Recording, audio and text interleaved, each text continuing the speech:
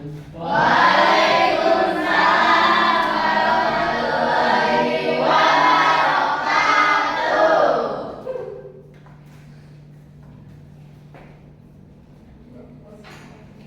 siang anak-anak.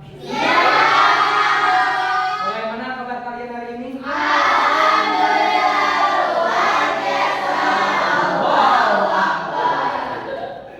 Baik, alhamdulillah pada pagi hari ini kita bisa berkumpul di tempat yang insya Allah penuh barokah ini. Amin.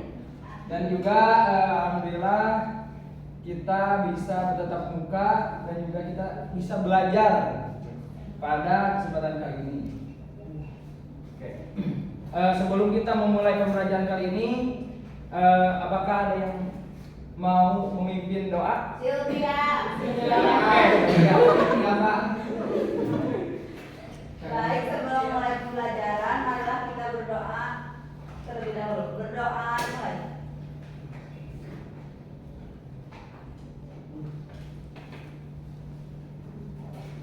Berdoa selesai. Baik, terima kasih kepada Sylvia yang telah memimpin doa pada pembukaan pembelajaran pada kali ini. Oke, mari kita buka kelas ini dengan membaca basmalah bersama-sama. Bismillahirrahmanirrahim. Baik, anak-anak semua, hari ini kita akan mempelajari tentang materi. Ada gangguan.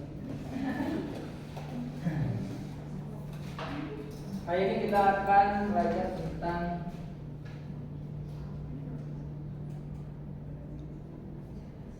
adaptasi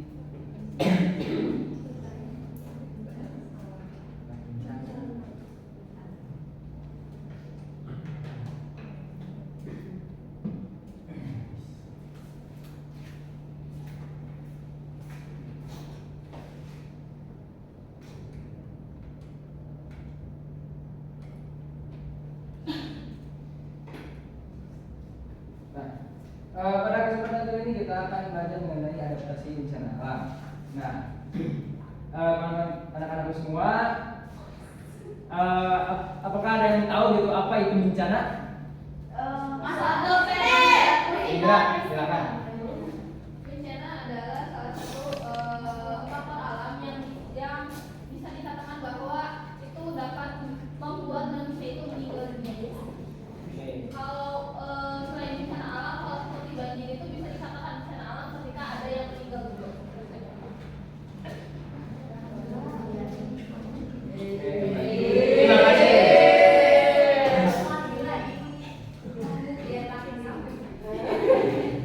Baik, langsung saja ke materi kita, cara beradaptasi dan tinggal di negara Indonesia yang rawan terjadi bencana.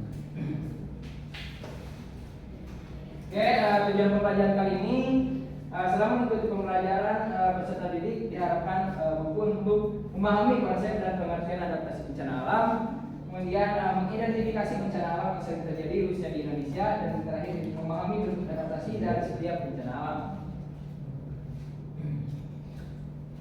Nah, kita sering mendengar keberadaan rumah tahan gempa, rumah anti banjir, kemudian embung untuk menyiasati kekeringan dan sebagainya. Nah, upaya yang dilakukan masyarakat tersebut sebagai respons terhadap kebencanaan yang terjadi sebelumnya. Nah, di Indonesia, khususnya di Indonesia, seringkali terjadi bencana alam. Nah, salah satu faktornya ialah karena Indonesia itu berada dan dikelilingi oleh 3 lempeng tektonik yang aktif, yaitu tektonik Pasifik, kemudian tektonik Indo Australia, lempeng Indo Australia, dan lempeng makanya Indonesia itu seringkali terjadi bencana alam. Nah, jadi apa itu adaptasi bencana alam? Adaptasi bencana adalah serangkaian upaya atau cara manusia untuk bertahan hidup dengan melakukan penyesuaian lingkungan. Nah, jadi intinya adaptasi bencana alam adalah upaya kita atau cara masyarakat untuk bertahan hidup dan survive, dan juga menyesuaikan dengan lingkungan sekitarnya, seperti itu. Nah, kemudian sebelum kita masuk ke pematerian adaptasi bencana alam, kita identifikasi terlebih dahulu bencana alam yang sering terjadi di Indonesia. Nah, di sini ada 5 bencana alam yang sering terjadi di Indonesia. Yang pertama yaitu gempa bumi. Nah, gempa bumi adalah getaran tanah yang bisa merusak bangunan. Kemudian ada banjir.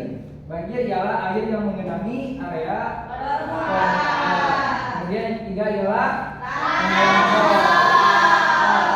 ini peristiwa geologi di mana terjadi pergerakan massa batuan dan tanah dengan berbagai jenis dan ukuran, seperti jatuhnya bebatuan atau gumpalan tanah. Kemudian ada yang keempat yaitu tsunami.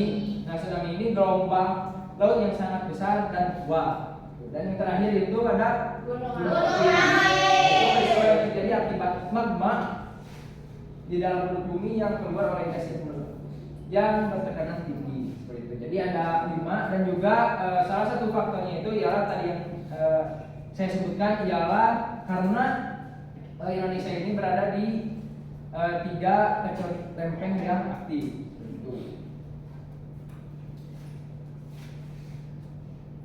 Nah, bagaimana cara kita beradaptasi dengan bencana yang sering terjadi di sekitar kita? Nah, jadi kita sebagai masyarakat Indonesia perlu beradaptasi dengan bencana-bencana yang akan terjadi. Contohnya tadi yang kita sebutkan ada 5 bencana, bencana yang seperti itu.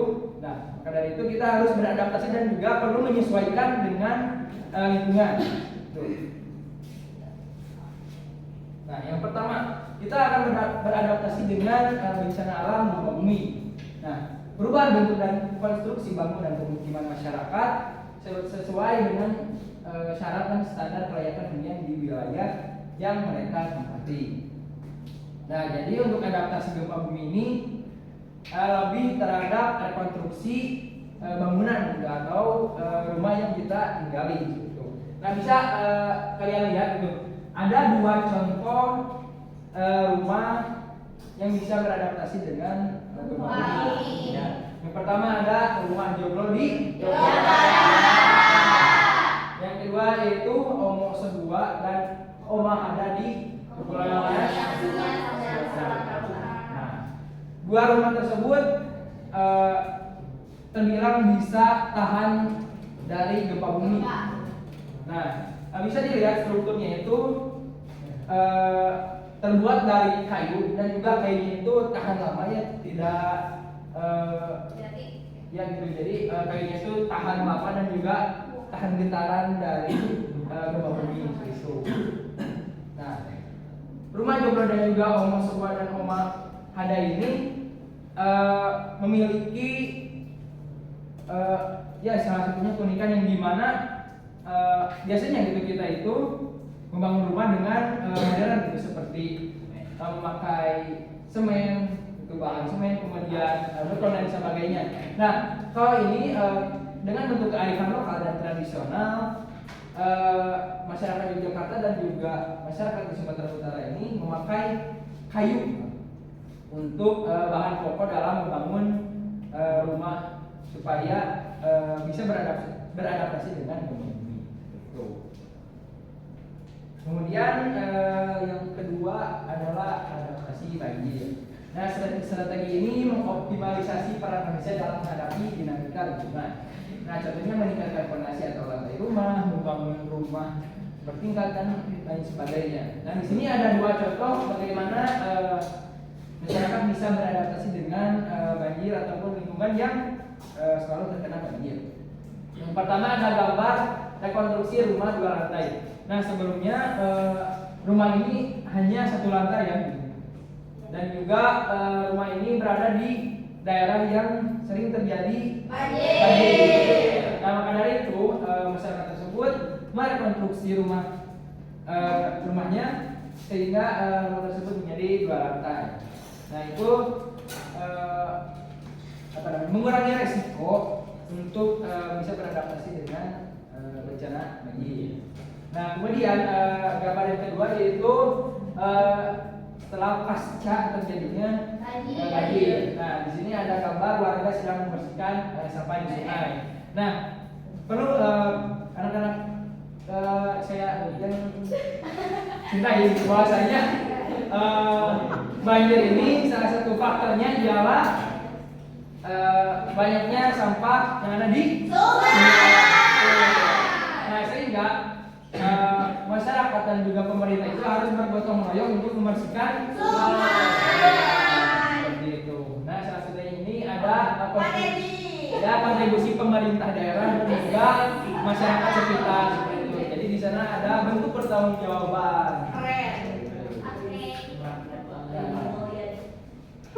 Selanjutnya ada adaptasi tanah longsor. Nah, adaptasi ini dapat dilakukan dengan cara menanam pohon di daerah yang berpotensi tindakan ini bertujuan untuk mengurangi resiko tanah longsor dengan mengkonsolidasikan tanah dan mencegah erosi. Nah, di sini ada bentuk dua contoh supaya bisa beradaptasi dengan bencana tanah longsor. Yang pertama yaitu reboisasi di daerah yang rawan longsor. Nah, untuk reboisasi ini tidak mesti menunggu ada bencana tanah longsor baru reboisasi. Nah, tidak. Reboisasi ini bisa dilakukan ketika sebelum bahkan sudah juga bisa. Nah, namun dalam contoh ini pemerintah mereboisasi lahan itu sebelum terjadinya tanah longsor. Kemudian yang kedua ada sosialisasi mengenai bencana tanah longsor. Nah, sosialisasi ini bertujuan untuk meningkatkan pemahaman kepada masyarakat supaya lebih sadar dan juga lebih aware terhadap respon dalam menanggapi bencana tanah longsor. Gitu. Nah, di sini sosialisasi oleh BPBD setempat seperti itu. Nah, jadi di sana itu BPBD mensosialisasikan terkait bencana tanah longsor di daerah tersebut dengan pesertanya itu masyarakat sekitar. Kemudian ada adaptasi tsunami. Masyarakat di wilayah pesisir yang memiliki pengalaman dan pengetahuan terkait bencana tsunami, mereka dapat memberikan wawasan yang berharga dalam perencanaan dan penanganan bencana. Itu. Nah, di sini ada dua contoh cara beradaptasi dengan bencana tsunami. Nah, yang pertama itu ada breakwater di pantai. Nah, breakwater ini berfungsi untuk memecah gelombang yang ada di laut. Jadi breakwater juga bisa berfungsi untuk mengurangi abrasi yang ada di pantai. Dan yang kedua itu ada pemasangan papan jalur evakuasi. Nah, dua hal ini merupakan kapasitas untuk bisa beradaptasi dengan bencana tsunami. Nah, jadi yang pertama itu breakwater untuk menahan dan juga mencegah adanya abrasi, dan yang kedua ini untuk mengamankan untuk mengevakuasi para pengunjung atau masyarakat sekitar yang ada di sekitar pantai seperti itu. Lalu yang terakhir ada adaptasi dengan gunung api. Nah, masyarakat dapat beradaptasi dengan beberapa upaya, diantaranya memasang jalur evakuasi, kemudian mengetahui sistem peringatan dini lokal, dan saat terjadi bencana segera tinggalkan rumah dan bergerak menuju lokasi aman atau shelter, dan gunakan masker, pakaian tertutup untuk melindungi dari abu vulkanis serta waspada adanya lahar dingin. Nah, di sini ada dua contoh gitu cara beradaptasi dengan bencana gunung api. Yang pertama itu ada warga menggunakan masker saat terjadinya erupsi. Nah, ini kalau tidak salah kejadiannya itu saat Gunung Sinabung erupsi gitu pada tahun sekitar 2014 sampai 2015. Nah, di sana warga sekitar menggunakan masker dan juga pakaian yang tertutup gitu, pakaian yang panjang baju dan juga celananya juga panjang gitu, supaya itu melindungi diri dari vulkanik seperti itu. Dan yang kedua itu adanya sirine sebagai sistem peringatan dini erupsi gunung api. Nah di sana sirine ini berfungsi untuk memberikan peringatan kepada masyarakat sekitar gitu, bahwasanya gunung api tersebut akan mengalami erupsi. Gitu. Nah begitulah contoh-contoh adaptasi dari bencana-bencana yang ada di Indonesia. Gitu. Nah di sini Bapak akan memberikan beberapa pertanyaan kepada anak-anak. Siap-siap ya. Yang bisa menjawab boleh angkat tangan.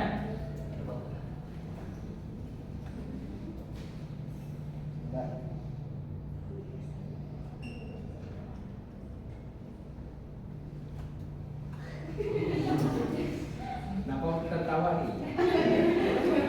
Oke, mohon diam ya. Yang pertama,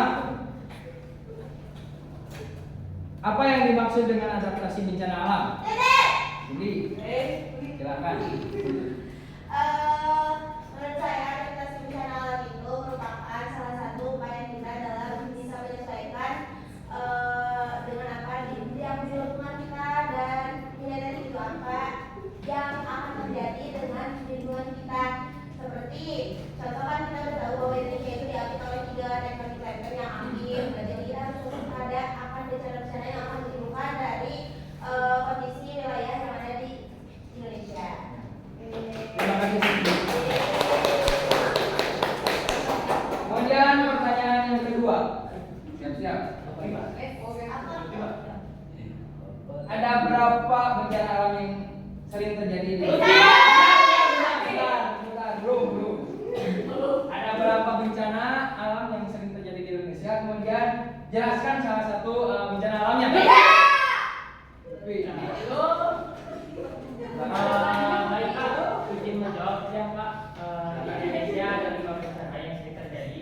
Yang pertama tanah longsor, tsunami, letusan gunung api, gempa bumi, dan juga banjir.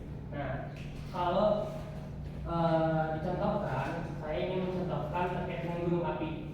Nah, bahwasanya di kawasan kota Tasikun ternyata terancam oleh gunung api yang aktif, yakni Gunung Galunggung. Dan juga pada tahun 1980-an, Gunung Galunggung itu pernah meletus yang sampai menyebabkan kerusakan yang sangat signifikan. Hal ini tentunya berkaitan dengan materi yang Bapak sampaikan hari ini terkait dengan adaptasi gunung api, bahwasanya setelah terjadinya bencana masyarakat pun siap siaga terkait dengan bencana yang akan terjadi selanjutnya.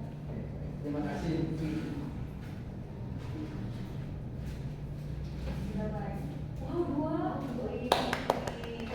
Oke, pertanyaan yang terakhir ya.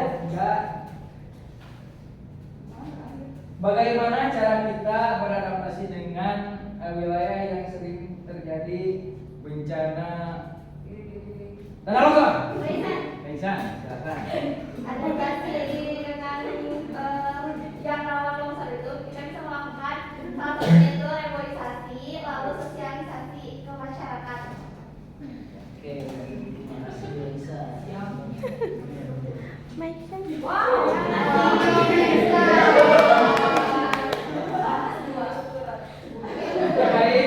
untuk selanjutnya yaitu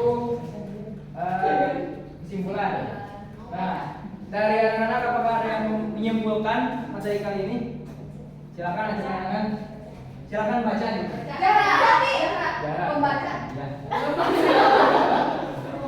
Jadi kan keduanya adaptasi terhadap ancaman bencana alam mulai dari bangkitan tanah longsor hingga erupsi gunung api, gempa bumi dan tsunami merupakan strategi berkelanjutan yang sangat penting untuk mencapai ketahanan nasional.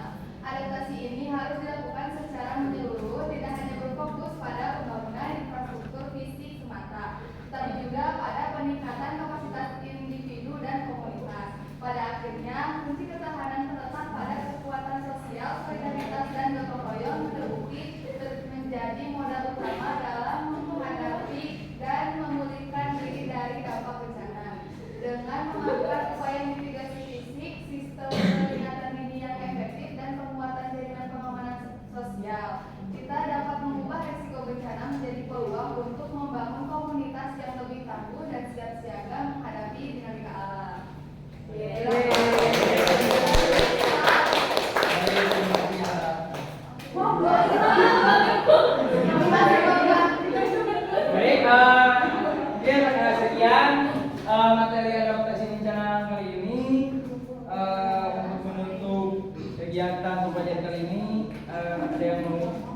menutup dengan doa. Selfie ya. Ya.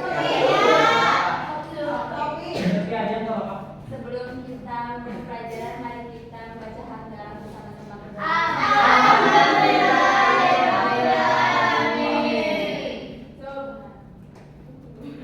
Baik, terima kasih kepada Sophie yang telah menutup kelas ini dengan doa. Terima kasih atas perhatiannya. Sampai jumpa kembali di pertemuan selanjutnya. Terima kasih. Wassalamualaikum warahmatullahi wabarakatuh.